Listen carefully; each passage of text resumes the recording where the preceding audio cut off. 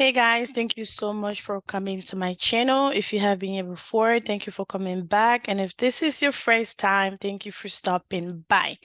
My name is Nicole and I am a Scrum Master. Today's topic, I'm going to show you guys how to close a sprint and how to start a new sprint, okay? So your sprint is ending, you need to close it in Jira and you need to start your new sprint after you guys are done with your sprint planning meeting. So this is not going to be too long of a video, so just follow me through and learn how to close and start a sprint. Okay, so before you close the sprint, right, you want to make sure that obviously your sprint has ended. You want to make sure you log into Jira. Once you log into Jira, to close the sprint, you have to be in your active sprint, okay? Once you're in your active sprint, it's going to look like this in Jira. Now, on your right hand side, on the top right hand corner, you see where it says complete sprint. And if you see right here, it's showing that the 0 days remaining in the sprint, which means that it's time for you to close the sprint, right?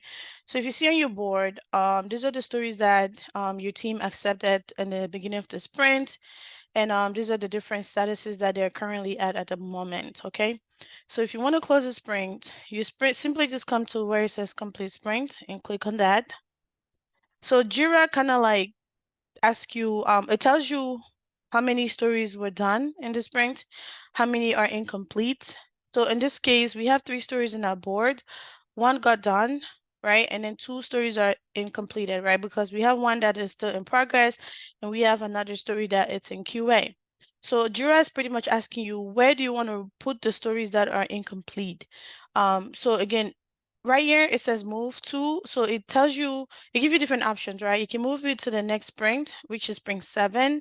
In my case, for your case, whatever spring is next, you can move the story to that sprint, or it has other options, right? You can put it back in the backlog. So again, if you guys are closing your sprint and you know that those stories are being carried over to the next sprint, you go ahead and just roll over whatever was not completed into the next sprint. Otherwise, unless the product owner tells you, or unless someone from the team tell you, hey, move the stories to the backlog or move it here, right? But most likely you're going to be moving the stories to the next sprint that's starting. You're just literally rolling them over. That's what you're doing. So if you click on complete, it's going to close out the sprint and then it pulls out your report, right? So it kind of pulls down your report. You can now go ahead, if you want to view like your burn down charts, if you want to view like your burn up charts, your velocity, you can go ahead and view them. But in this case, this video is to close a sprint and start a new sprint. So we have just closed our sprint 6 and now we're about to start our next sprint, which is our sprint 7, okay? You want to make sure that for you to start your sprint, you have to go back to your board. Okay, if you click on your board, you click on the board that you are about to start your sprint. If you see on my screen right here, it says active sprint. Nothing is showing on your board. And the reason nothing is showing right here because you have just closed your sprint. That's why you're not seeing any work on your board currently.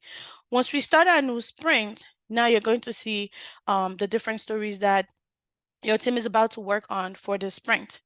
So to start a new sprint, you just need to again come here. You have to click on the backlog view where it says backlogged. You click on that. And now if you see sprint 6 is gone, sprint 7 now is up.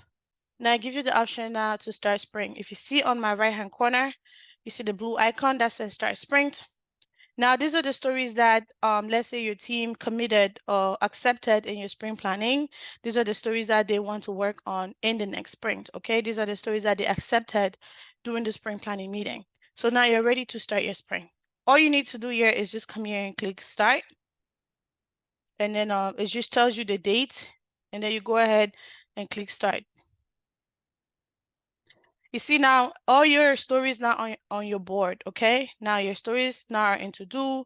The ones that got rolled over from the last sprint 6, they get put back in the status that they were, right? Because this particular story was in progress when I rolled it over, and this other story was in QA when we rolled them over. So they kind of like just go back to the status that it was in from the previous sprint. And now these are the new stories that you guys are bringing into the sprint. So that's pretty much it, right? And then you see here, it's telling you how many days left in your sprint. So that's pretty much it, guys. This video, like I said, was going to be really short. If you have any other specific topic that you would like me to talk about, please do not hesitate to leave me a message. You can also reach out to me. I'll put my email on the thing and below. So don't hesitate to reach out to me if you have any other topic that you're struggling with that you would like me to do a video on.